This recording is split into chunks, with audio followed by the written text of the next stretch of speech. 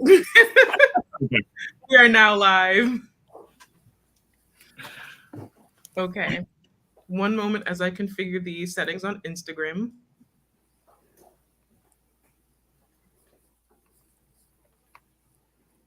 Okay, and we are live on Instagram. Wonderful. Wonderful. Well, thank you everyone for your patience as we worked out some logistics here, making sure that we have broadcast to as many channels as possible. This is our second live core knowledge session. My name is Dr. Raven Baxter. I am the Director of Science Communication at the Cohen Center for Recovery from Complex Chronic Illness, also known as CoRE. We're a new center at the Icahn School of Medicine at Mount Sinai Hospital in New York City. And CoRE has a mission of advancing treatment and knowledge of post-acute infection syndromes. And so this series is in our science communication efforts, where monthly we host conversations about potential routes and drivers of complex chronic illnesses such as post-acute infection syndromes. And today's session topic is about autonomic dysfunction. And the information that we provide in this series by the hosts and their guests, it's intended for educational purposes only. So it's not constituting medical advice or anything of that nature from the Mount Sinai Health System or the PolyBio Research Foundation. We are excited to share knowledge and invite the audience to learn with us about all of the science behind the chronic illnesses that impact many people's lives. So today I am joined by Doctors David Putrino and Amy Proal. David is the Nash Family Director of CoRE, and Amy Proal is the CEO of the PolyBio Research Foundation. David and Amy, may you please introduce yourselves. David, you can go first. Oh, I think you've done a good job. I work at the CoRE, and it's my pleasure to be, directing an amazing team really focused on actionable research and actionable treatments for people with post-acute infection syndromes. And I'm really excited to be talking about autonomic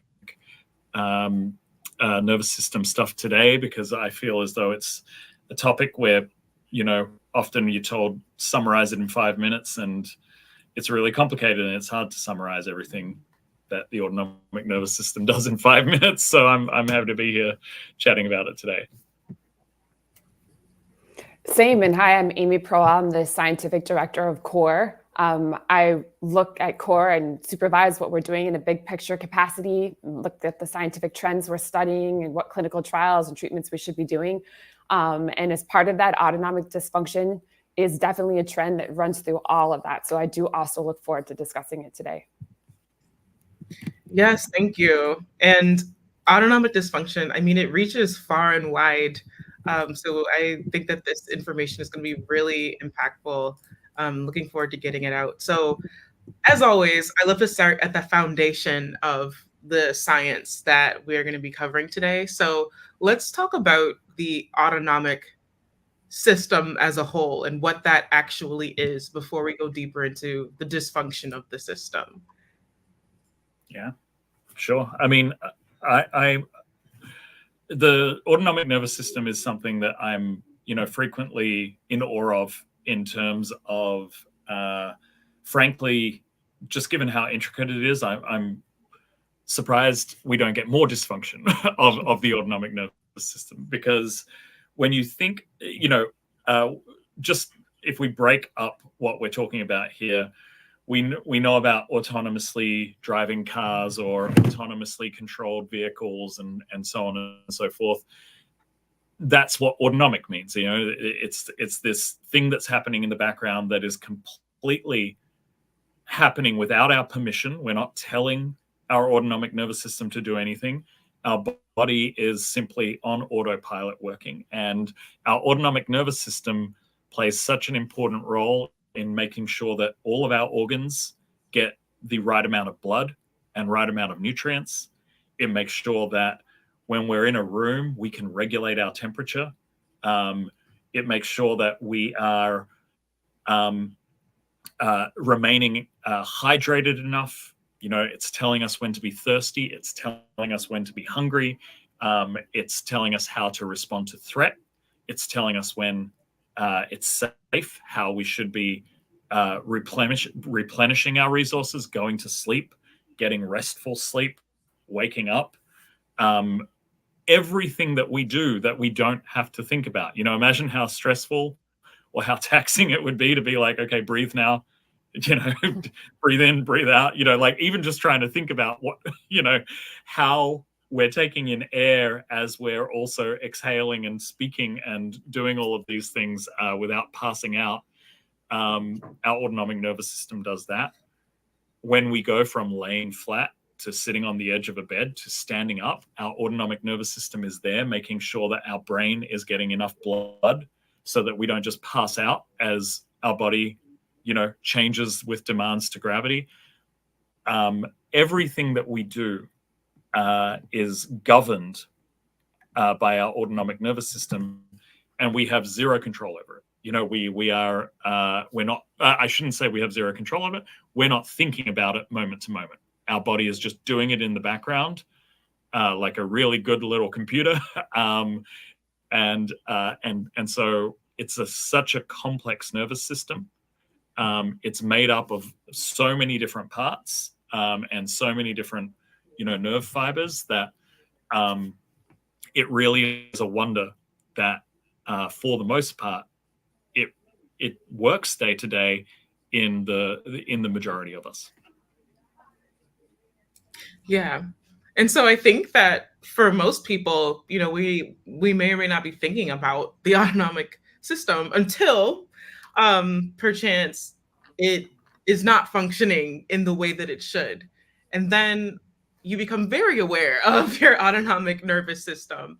And so let's talk about what that looks like, because I think, yes, autonomic nervous system does control things like our heartbeat and things that we don't necessarily think about or control. But there are some things that it does impact. So it's not all one fell swoop. Like if there's autonomic dysfunction, then you can no longer control the thing. So what does autonomic dysfunction look like? Yeah, really great question. And once again, autonomic dysfunction can encompass so many different conditions. When we talk about autonomic nervous system dysfunction or dysautonomia, as it is sometimes also called, you can think about that as a big umbrella that covers many different conditions. And often, you can have as many different names as there are distinct clinical syndromes that can occur if one parasympathetic branch or one sympathetic branch of the autonomic nervous system is knocked out. So there can be a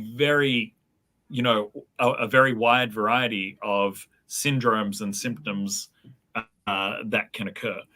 Now, one of the most common presentations of dysautonomia that you may often hear us speaking about is definitely POTS, which is an acronym which stands for postural orthostatic tachycardia syndrome. And this is something that occurs when people are unable to, people's autonomic nervous systems are no longer able to autonomously control their heart rate and their blood pressure when they change positions. And now that's a broad definition of POTS, but also, to add the complexity, and, we could be here all day if we wanted, so I'll be brief, but to add complexity, and this is something that I think is very important for the management of dysautonomia, we need to go deeper than just, you get dizzy when you stand up, right? You can get dizzy when you stand up for many different reasons. You can get dizzy when you stand up because your adrenaline is spiking, and so your heart rate skyrockets and your blood pressure changes massively. That's called hyperadrenergic POTS. You can get dizzy when you stand up because you have hypovolemic POTS, meaning that your blood pressure actually drops and you're not getting enough blood into your brain, and so now you feel as though you're going to faint because your blood, your brain has been drained of a whole bunch of blood. And all of the different ways in which you can get POTS, can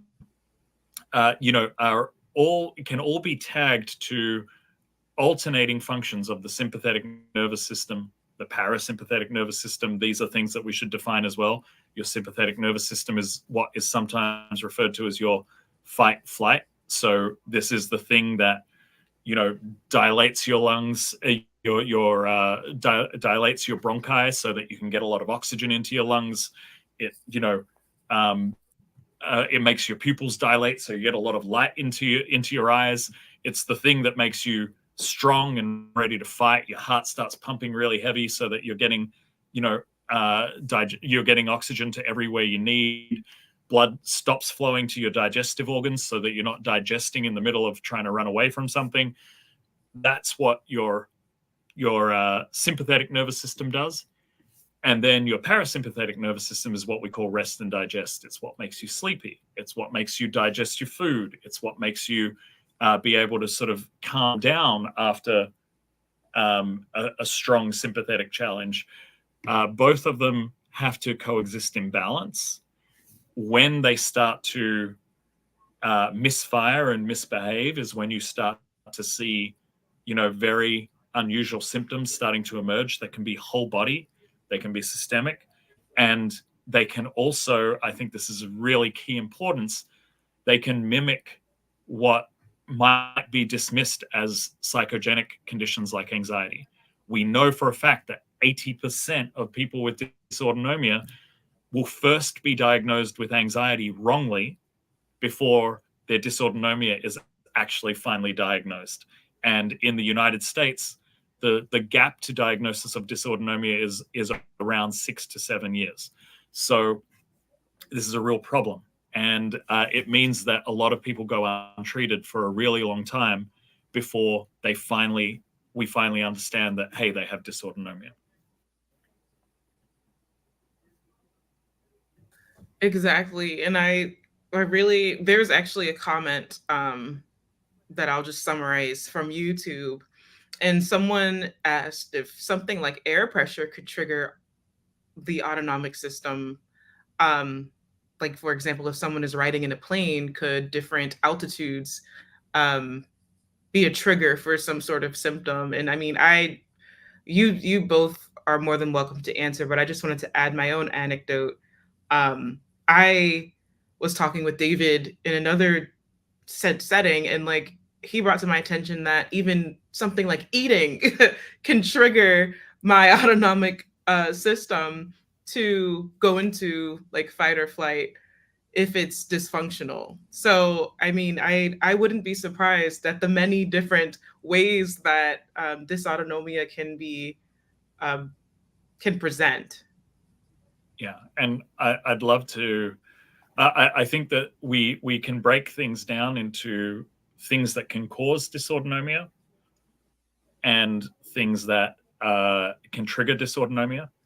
And, you know, I'd love to hear from Amy about the ways that infections and persistent pathogens can trigger dysautonomia. I think that's super important. You know, prior to, you know, like aside from, you know, from pathogens and infections, you know, things that can trigger dysautonomia can be very wide and varying. I mean, first you can have, without infection at all, you can have immune-mediated and autoimmune-mediated dysautonomia, absolutely. The autonomic nervous system is intimately involved in immune response. And so if your immune response is out of balance, it will certainly trigger dysautonomia and POTS and autonomic nervous system dysfunction. Things like trauma can trigger autonomic nervous system dysfunction. And by trauma, I mean direct trauma, traumatic brain injury, concussion. You know, prior to me ever getting involved in post-acute infection syndromes, when I saw dysautonomia, it was when I saw people with post-concussion syndrome. That was my number one experience with dysautonomia. So there are many different ways that. Did we just lose Raven? Well, I'm sure she'll join us in a moment, but then come back. But there are many different ways that that we can trigger dysautonomia, and once dysautonomia is triggered, a way that I like to describe what's going on is when your autonomic nervous system is humming along perfectly, it's kind of like a dial, right? So it's kind of like something is happening that needs a sympathetic nervous system response. You know, a tiger just jumped in front of my path, so I'm going to dial up my sympathetic response. I'm going to get ready for action. My, you know, my lungs and my heart are going to get the stuff that they need, and I'm going to be ready to fight or fly from this tiger. Hopefully, run away, because I think that's the smart choice when a tiger jumps into your path. Welcome back, Raven. And then, you know, after I've, you know, I'm getting ready to go to bed, and, you know, I've had a nice meal, you turn that dial down toward parasympathetic. Okay, I'm going to start to slow my heart rate down. You know, my cortisol levels are going to drop, which means I'm going to start to get sleepy. I go to sleep. I have a restful sleep because my hormones are doing the right things at the right time, and my neurotransmitters, and away we go. The way I like to explain dysautonomia is, the worse your dysautonomia gets, that dial becomes a switch. And so maybe your switch has, you know, 4 notches on it. So you just go clunk, clunk, clunk, you know, between these different states of sympathetic arousal or parasympathetic arousal, but that nuance is gone. Sometimes in really severe cases, it's just on off. Your sympathetic nervous system is going wild, or you're like in just complete parasympathetic, you know, distress, or you even lose that ability to go into a parasympathetic state, and you're just sympathetic or not sympathetic, you know, somewhere in the middle, but you just lose any. Oh, we lost Raven again. Raven is also in a switch phase.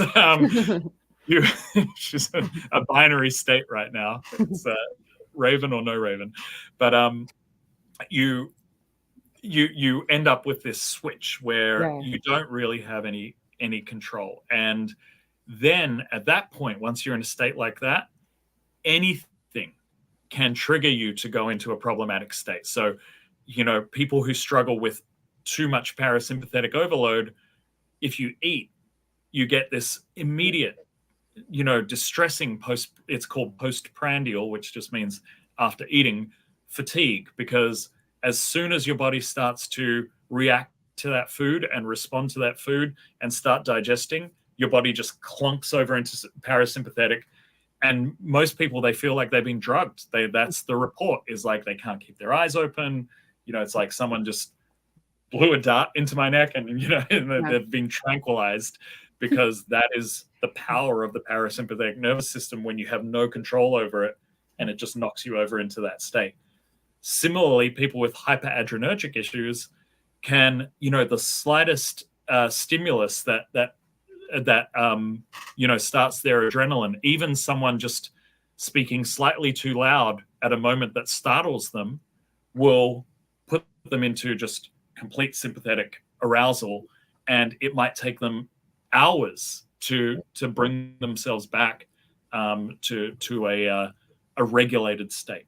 And so lots of different ways. And Amy, I'd love to hear from you about, you know, how pathogens can trigger a state like this. Sure. I mean, and first, I'll say that what you're describing, I think a lot of patients over the years that I've known who have a long COVID now, or an ME/CFS or a chronic Lyme diagnosis, one of the things they'll tell me is they feel tired but wired. It's like one of the most common symptoms, where you are exhausted and yet you can't relax. And that just sounds exactly what you described with some of the autonomic dysfunction. And that, you know, you feel, there are people who feel in the morning when they should feel stimulated, that's when they feel tired. And then at night, they feel wired when they should sleep, right? So there's this, it's almost a flipping, like you're describing in these post-acute infection syndromes. It almost feels like stuff's been flipped. And I think when I'm looking at the side of infection tied to vagus nerve, or tied to autonomic dysfunction, we first look at vagus nerve a bit. So vagus nerve is a really important nerve that innervates every major trunk organ of the body. And it has receptors, chemoreceptors, that can sense inflammation and other signals in all of these different body sites that it innervates. And then it connects to the back of the brain at an area called the brainstem. And there, it signals to quite a few overlapping nerve bodies. And those nerve bodies, interestingly, and there's a paper that I wrote with my colleague Mike Van Elziker in 2021 on long COVID disease mechanisms. And in the paper, we just put a picture of the brainstem in it for this reason. If you look in the paper, this figure is there. And these overlapping nerve bodies and brainstem, for example, one is called the nucleus of the solitary tract. They have these complicated names, but really, they control what's called the sickness behavior response. They control pain and nausea signaling. They control sleep. They control functions that, like you say, David, are really core to just basic human functioning. And that makes sense for the brainstem because brainstem is one of the sort of oldest, most conserved parts of the brain, right? And most animals have brainstem. It's this deeply rooted area that's evolved with so many animals over time. So brainstem controls these basic functions that, allow us to function in so many of these straightforward ways. So, in simple terms, if the vagus nerve, which can sense inflammation, and that inflammation could be connected to infection, or it could be in relation to any issue that triggers inflammation in the body sites that it innervates in the body, it can convey a pro-inflammatory signal to the brainstem.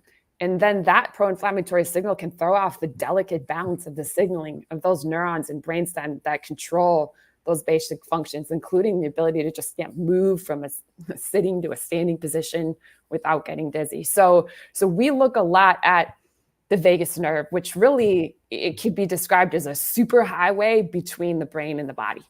And one of the things when you think about infection and autonomic dysfunction and vagus nerve is that many pathogens, including those implicated or connected to different post-acute infectious syndromes, are either neurotrophic, which means that they preferentially infect and live in nerves, or they can infect and often just do infect nerves.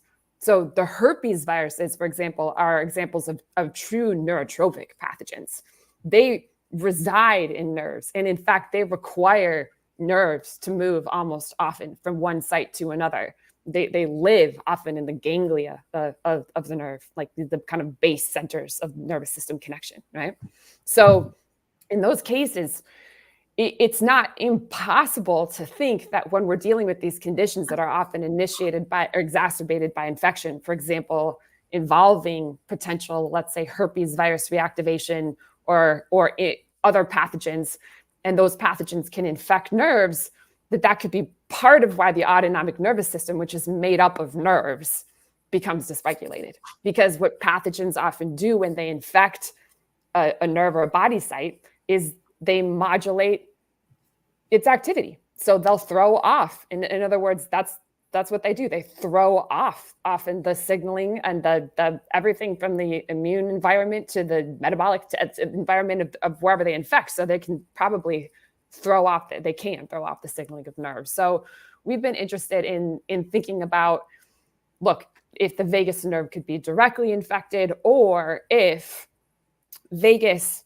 for example, sometimes senses infections that haven't cleared in other body sites. So for example, the vagus nerve innervates the gut really densely. So there's even many of you have maybe heard of the gut-brain axis. When people are talking about that, they mean the vagus nerve innervating the gut and connecting to the brain, because there's just so much signaling alone between vagus and the gut and the brain that controls a lot of important human biology, that alone is this major axis in the human body.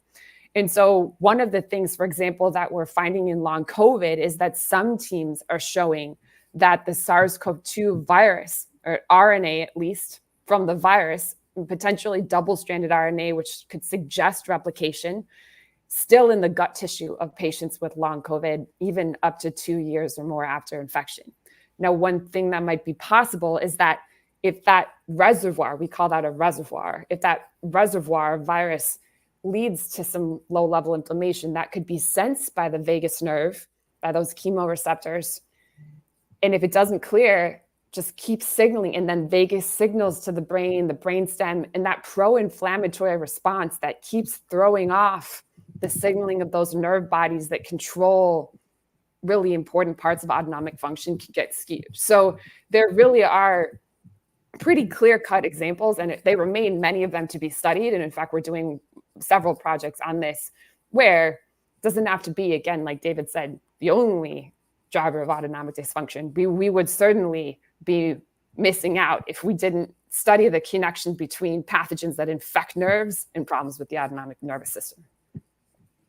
I think that's a wonderful segue to what I'd like to spend the rest of our time covering, which is what are we doing to address autonomic dysfunction at CoRE, whether it's measuring it or diagnosing it or treating it. What is the science that we're involved with here? Yeah, absolutely. I think it's really this is the really important part of the conversation is like, okay, we know the autonomic nervous system is super important. We know that pathogens and viruses, as well as many other mechanisms, can knock it out of balance. Okay, so what do you do? You know, and I did actually, because David in the comments asked the question, the one thing I did want to say is absolutely altitude and any other perturbations to your sort of homeostasis can trigger a dysautonomic episode. There are actual publications that show that high altitude will typically make people's POTS quite a bit worse. And often what we see is, you know, anything that, like I said, anything that perturbs your homeostasis, if you've gone from having that, you know, finely tuned dial to having a big switch, it places you at risk of experiencing a dysautonomic episode. So altitude, you know, air is thinner. Often what happens is your heart rate accommodates to that, and your heart rate starts to increase. As soon as your heart rate starts to increase, your body says, oh, wait, is my heart rate increasing because there's a threat going on or something? And boom, all of a sudden you're in, you know, sympathetic crisis. And this can happen. This can happen with something as simple as stepping into a shower that is too hot. So for folks who have severe dysautonomia, we often tell them, okay, start with the water quite tepid, get your body accommodated to that. No surprises. You know, that is the trick to initially managing your dysautonomia, is making sure that your body doesn't get any surprises.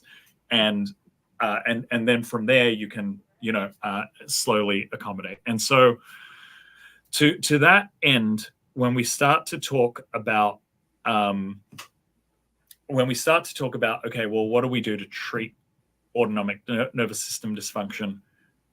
The first thing we want to start with is understanding what is your autonomic nervous system doing on a regular basis, because everyone's dysautonomia is a little bit different, and we don't believe in one size fits all, because, you know, just if you just think about what we were talking about now about sympathetic nervous system responses and parasympathetic nervous system responses, many people who have long COVID and associated dysautonomia because of their long COVID or chronic Lyme or ME/CFS, their experience of dysautonomia will be very different. You know, so some people will have this hyperadrenergic form of dysautonomia where their sympathetic nervous system is out of control and they're experiencing feeling tired but wired. You know, no matter how little sleep they get, they're feeling exhausted, but their body just won't quit. It's like, nope, too bad. We're filling you up with adrenaline and you're not going to get to go to sleep. Or if you do get to go to sleep, you get about an hour and then you're right back up again. You know, it doesn't matter how many sleep aids that you take or medications that you take, that's your reality. And then there's going to be other people who are right off in the other direction. It's all parasympathetic for them, and they're experiencing bronchoconstriction, and they're experiencing, you know, difficulty getting enough air in, and they're experiencing, you know, extreme sort of sleepiness and fatigue and inability to even open their eyes, you know. And so the first thing to understand is those two states are very, very different. And so, of course, the treatments that you need to attempt are also going to be very different. And if you just try to say, oh, you've got dysautonomia, so here are all the things we're going to do, and it's not addressing the nuance, which is a huge issue right now in many of the mainstream attempts to address long COVID related dysautonomia, is like, oh, let's just give everyone ivabradine. Mm-hmm. That should solve the problem. Of course it won't solve the problem, because we haven't first done a full evaluation to understand what each person's dysautonomia entails. Now, that full evaluation should involve asking people questions about their symptoms, first through a subjective interview, and then second through using really well curated questionnaires that were designed for dysautonomia, like the Compass 31, which is one example of a questionnaire that has been very well validated for understanding the symptoms of dysautonomia and how severe they are day to day. And then moving into really structured functional testing. So that can involve something as simple as an active stand test, where we just look at what people's heart rate and blood pressure are doing when we ask them to go from laying to sitting to standing. And that can build out toward a tilt table test, where we look at how people's bodies respond when we have them being tilted from supine lying, so completely flat, to a head up tilt and back down. This is a well-validated test of autonomic function. We also want to do things like testing what we call cardiovagal function, so how well the vagus nerve is responding to cardiac challenges. We ask people to perform certain maneuvers, which we know will increase their heart rate, and we see how their heart rate responds. We do what's called pseudomotor testing. We measure how well people can produce sweat on their body, because that is, also affected by your ability to control and regulate your autonomic nervous system. And based on how your body is responding to all of these things, based on what your lived experience is, that's when we can start to suggest lifestyle changes, related to how you take in nutrition, how you hydrate, what sort of environment that you're living and working in with regards to temperature and humidity, what you're doing each day when you go and take a shower and take a bath, how you might want to interact with techniques that have a lot of clinical evidence behind them that can regulate your autonomic nervous system, such as breath work. You can find breathwork protocols that will dial up sympathetic nervous system activity, and you can find breathwork protocols that will dial up parasympathetic nervous system activity. Depending on what your symptoms are like, you want one or the other. You don't want both, and you don't want always one or always the other. Same thing with vagus nerve stimulation. We know that vagus nerve stimulation is a very hot topic with regard to people with dysautonomia and POTS. But I'm here to tell you that if you have too much parasympathetic nervous system activity, most vagus nerve stimulators the stimulation protocol aims to dial down sympathetic nervous system activity and dial up parasympathetic nervous system activity. If your problem is too much parasympathetic nervous system activity, vagus nerve stimulation will at best do nothing, will at worst make you feel much worse. And so, this is where we need nuance. This is why there's a lot of problems with a lot of trials that have been put out there in the world. They produce mixed responses. And when you sort of look into the methodology of these trials, they ask people questionnaires, about their symptoms. They didn't diagnose, okay, you have too much sympathetic nervous system activity. You have, too much parasympathetic nervous system activity. None of that was objectively measured. It was just tell me about your symptoms. And yep, you've got dysautonomia. So let's give you all this single treatment.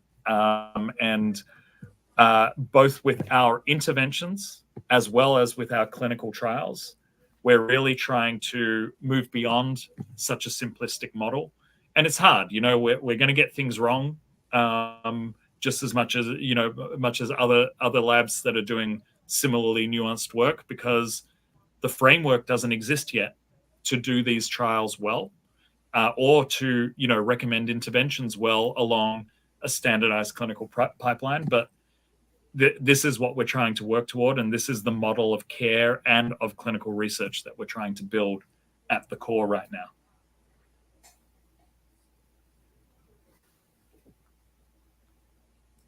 Okay, wonderful. Thank you, David. There are some comments here that I'm just reading through what we have. By chance, is there any relationship between hormones and autonomic function? Huge, yes, a huge. The autonomic nervous system regulates a lot of neurotransmitter release and a lot of hormonal release, and of course, neurotransmitter release and hormonal release are highly, codependent on one another. And so, certainly, one of the first things that we were discussing about the parasympathetic nervous system being rest and digest. The autonomic nervous system certainly can control cortisol release, and cortisol is such a fascinating hormone in terms of it regulates a lot of our stress responses. So you can get cortisol spikes during stressful events. And the cortisol spikes will create a cascade of events that lead to various physiological responses that drive your response in that moment to that stressful event. They will drive your heart rate up. They will change your blood pressure. They will, lead to your ability to fight or fly, depending on what's going on and depending on what choices that you make in the moment. Now, imagine that your body is unable to stably regulate cortisol anymore. So now, your autonomic nervous system is saying, hey, there's a tiger that's just jumped in front of you, but there's no tiger. That's what hyperadrenergic POTS is like. It's saying there's a threat, and so your body releases cortisol, and your body starts to, respond as though it's being flooded with cortisol, which it is. And then all of a sudden, you realize there isn't one. So, your body immediately just dumps all of that out, and you swing into the other direction. So there is a huge correlation between autonomic nervous system activity and neuroendocrine activity, which can affect our wakefulness. It can affect our blood pressure, our heart rate, our androgen hormone levels, so our testosterone and estradiol, all get affected by the ways in which our autonomic nervous system are functioning. And it's obviously it's a huge issue. And if some of you have been seeing the work that we've been publishing in collaboration with Akiko Iwasaki at Yale, you'll see that a lot of what we see with folks with long COVID are altered hormonal levels. We see altered cortisol levels. We see altered ACTH levels. We see altered testosterone and estradiol levels. And this could all be linked to autonomic nervous system activity. There are other causes that could be driving the hormonal changes as well. But my suspicion is that it is a complex interplay of immune function, hormone function, autonomic function, all rolled together and driven by an initial infection with SARS-CoV-2. Yeah, and just thinking on the side of the microbiology of it all, the gut microbiome, for example, which are these really extensive ecosystems of bacteria and fungi and other organisms that persist in the gut and control a huge amount of gut function. Vagus nerve innervates the gut, and thus if the gut microbiome is imbalanced, there can be changes in the gut microbiome alone that are going to have an impact on the way the vagus nerve might be signaling. And then, of course, that's impacting the autonomic nervous system. And what's interesting is that the gut microbiome, the organisms produce metabolites as part of their lifestyles and their life cycles. So, for example, they produce tryptophan. It's an amino acid. And tryptophan is one of the building blocks for serotonin, which is, a hormone. So there's all these relationships between even all the collective organisms in us, the metabolites they produce, the relationships between those metabolites and hormones in our bodies, and then the way that those organisms are continually interacting with our nervous system. So there's so many pathways by which hormonal and metabolite dysregulation can be connected to autonomic dysfunction. Thank you, Amy. And that leads us to this other question that I'd love for us to take time to answer, and that is connecting to our topic that we spoke about last month on pathogen persistence. So this person asked, if there is an underlying viral persistence, shouldn't that be dealt with first? So if that is true, that autonomic dysfunction can be caused by a persistent pathogen, then how would we address that potentially? Yeah, that's a good question. And it's a good point. The answer to me is yes, but there's caveats. Right now we are studying, for example, SARS-CoV-2 persistence in long COVID in many labs, and there's growing evidence that it's happening, at least in some patients. We know that some patients don't clear Borrelia after initial infection, especially if they're not treated. Same for co-infectious pathogens like Babesia or Bartonella. They continue to have the infection. And again, Bartonella, for example, loves nerves, also infects. Even the peripheral nerves are often infected by Bartonella. So you can have this direct, obviously, connection between the persistent infection and nerves. The problem is that the diagnostics to know if a person has a persistent infection in any of those capacities I just described are still a work in progress, especially when it comes to the clinic. In the clinic, we're still, struggling to have technologies that are sensitive enough to be able to find the genetic material or the proteins often created by these organisms. And we also struggle with the challenge that if they're in our nerves, right, they might not always be in our blood or, for example, in an accessible body fluid where they can be measured. And so someone could seem like they don't have a persistent infection because we're just looking at a blood test, which is a lot of what we run in the clinic, but their vagus nerve's affected, right? That's just an example. So the first thing is that we're going to need to figure out who has what persistent infection and in what capacity and in what body site. And that's a work in progress. And the other thing is that even, and of course, that can be other things beyond persistence that can affect autonomic dysfunction. So we have to keep that in the picture too. It might not be the same for everyone. And in fact, also, even if it's persistent infection, it might not be the same pathogens or groups, different, pathogens in every case. So there's all these variables in knowing how to treat. But I think, and treating would come down to, again, in the case of tick-borne illness or vector-borne illness, for example, pulsing antibiotics or mixing antibiotic combinations is something that's a consideration in the community. Same a little bit with long COVID.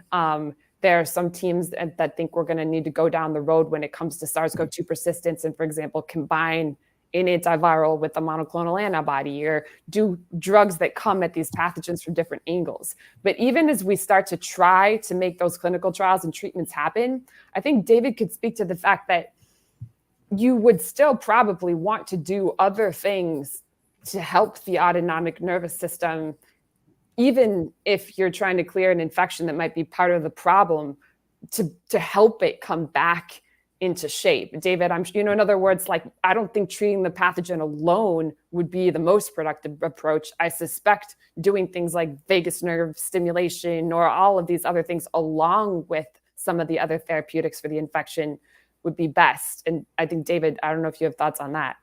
Yeah, no, I think that the question was great. And the thing that I zeroed in on the question is, shouldn't viral persistence be dealt with first? And I think there's actually a very simple answer to this question, which is yes. In an ideal world, if we could identify the persistent pathogen and we knew how to treat the persistent pathogen, yes, the persistent pathogen should be dealt with first. And you know, I think that at this point, most serious scientists who have been studying long COVID have reached consensus that all of the clues point us toward the fact that at least in a subset of long COVID patients, persistent pathogens are at play and they're driving symptoms. And so now the question becomes, okay, well, how do we treat those persistent pathogens? And, you know, as Amy pointed out, it's probably going to be not just, you know, Paxlovid. It's going to be, you know, more targeted antivirals. It's going to be antivirals that actually go in and, you know, destroy the virus as opposed to just stop it from, you know, stop it from replicating. It's going to be monoclonals. It's going to be combo therapies. And we don't have any of that right now. And so to that end, clinically, if there is anything that we can do to make people feel better, even though their body may be harboring a persistent pathogen that is ultimately causing the problem, and in many cases, we can get people quite a bit better. You know, in many cases, in some of our early publications on just outcomes from the clinic, we can double activity tolerance. We can halve the number of symptoms that people are experiencing. And that's not nothing. You know, that's really meaningful change in symptom burden by getting started with just well-applied treatment strategies for autonomic nervous system dysfunction. So, so absolutely, we're going to use every tool in our toolkit to get things going. And then, in addition to, you know, to point out what Amy just said, even when we do have the interventions that are necessary to deal with viral persistence, and even if we do eradicate the persistent pathogens, we know that people will still require autonomic rehabilitation. How do we know this? Because this is what we see in concussion and post-concussion syndrome. Once you knock the autonomic nervous system out of balance, there is a subset of the population that will not automatically just bounce back once the precipitating event has resolved. In concussion, we see this all the time. There's a percentage of patients that, yes, the inflammation from the mild traumatic brain injury has resolved. We have evidence of it. We have imaging evidence that it's resolved. We have blood evidence that it's resolved. But the dysautonomia remains, and they respond very, very well to autonomic rehab. We can get them back on the field playing the sport at the highest level, and we've done that with many of our elite athletes, you know, best in the world at their job, but they needed that rehab to get them back to where they were. And so I do think that even once we do have these technologies and drugs and, you know, protocols that will eradicate persistent pathogens, the rehab will still be necessary because the autonomic nervous system doesn't just bounce back, unfortunately, in most cases. Yeah, that makes sense too, because neurons are, this is hard for neurons. Neurons are, you know, they don't turn over often. It's a tough cell type, you know, if it's infected. So you got to do everything possible around, you know, even if you mitigate an infection to help whatever it is, the nerves regenerate, anything like that. That's a lot of stuff that David experienced. That's why I think that, David, your background in traumatic brain injury and concussion and these other topics is so pertinent to this patient population still, because yes, the infections often do damage to the areas that they infect. And so as part, the dream is yes, to have these trials. And by the way, we're doing some things already to try to work to eradicate them. For example, we have the protocol submitted, and we're getting there with a clinical trial of Truvada, which is a repurposed HIV antiviral that we're trialing in long COVID, in the hopes of targeting either potentially Epstein-Barr virus reactivation, maybe SARS-CoV-2 activity. We're not sure. That's part of what we're going to measure in the trial. In tick-borne, vector-borne illness, we're beginning to consider some combination antibiotic trials. For example, for babesia, there's a drug combination of tafenoquine and mepron, these two antibiotics. We're thinking about it. So we have options and trials that we are trying to build. That being said, the dream is, in my mind, and that's why I like working as part of CoRE, to have this multidisciplinary team that can say, sure, you're on the antivirals, you're on the antibiotics, but we're also going to be able to put you through rehab, through other, we're even considering things like photobiomodulation or other, supplements, let's say just antioxidants, glutathione, other things that we're exploring as part of helping the body come back from the infection and the damage that the infections often drive. Stellate ganglion blocks, vagus nerve stimulation, exactly. These are all things that are worthwhile. And I did want to bounce back to, there was one question about vagus nerve stim, auricular versus invasive. And, it's a great question. We have not, I have not seen any studies, and certainly we have not done any work on invasive vagus nerve stimulation for dysautonomia seen in long COVID. But we are just starting our data analysis on our auricular vagus nerve stimulation clinical trial, which we hope to be able to share results ASAP. But right now there are not any invasive trials going on, but we do know that a lot of people respond well, report responding well anecdotally, which is why we ran a placebo-controlled trial for auricular vagus nerve stim. And once again, I think it's very important to understand,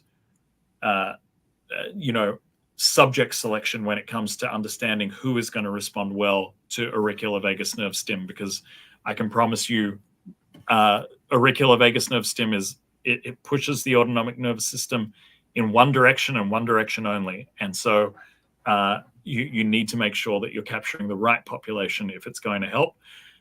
Invasive vagus nerve stim can get a little bit more nuanced, but even then, many of the protocols haven't quite been nailed down for, how to upregulate sympathetic nervous system activity when dealing with invasive vagus nerve stim. So, so we don't have quite data on that yet, but Amy's point is really well taken. There's a lot of things that we can try to regulate autonomic nervous system function while we're trying to also find the right answers for persistent pathogens. Thanks, David and Amy. There was one more question that I wanted to just focus on. Can a dysregulated autonomic nervous system cause gastric paresis? Absolutely.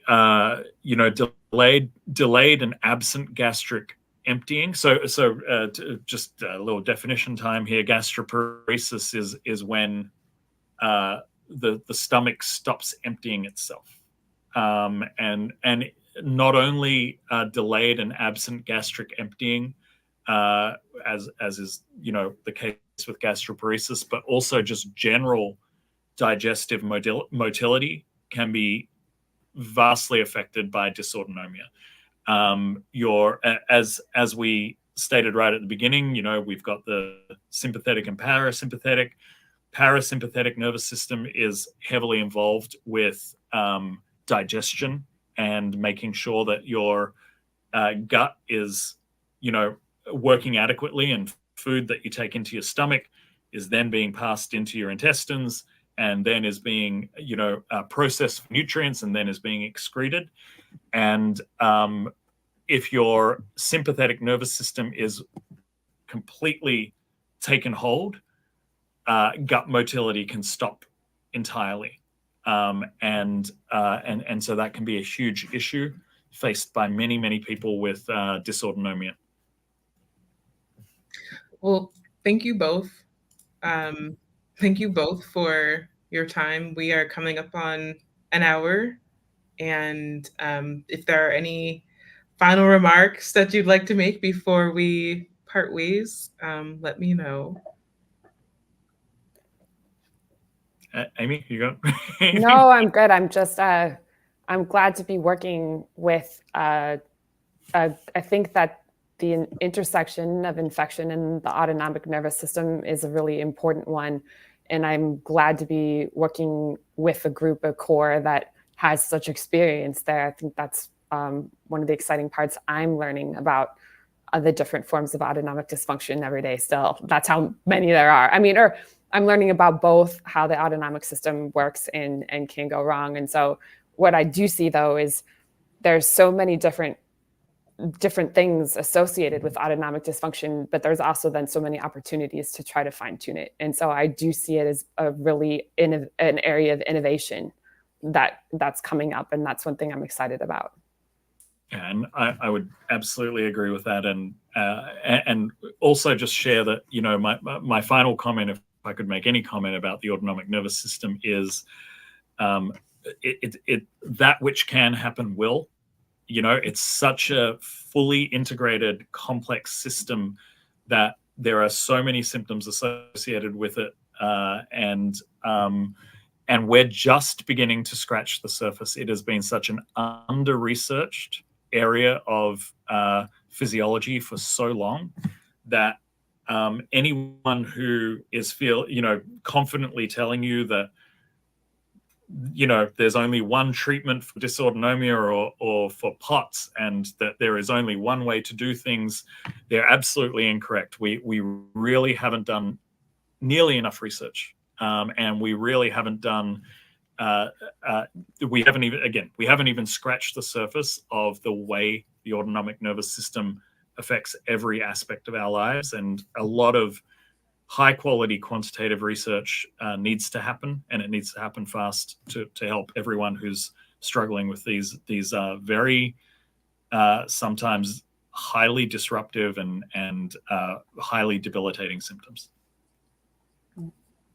Wonderful. Well, thank you everyone for joining. Thank you for engaging with us. We are more than happy to answer questions, especially ones that are relevant to our conversation. It helps make our conversation richer and even more enjoyable. So appreciate your participation. And we will see you again next month. So mark your calendars, follow us on socials. We are CoRE Sinai on just about every popular social media platform. Please follow us on Facebook and LinkedIn, because we would love to stream to those platforms, but their guidelines, they have a number of follower requirement that we have not reached yet. So please help us help you and everyone else. Thank you again, and bye. See you soon. Bye, everyone. Bye. Thank you.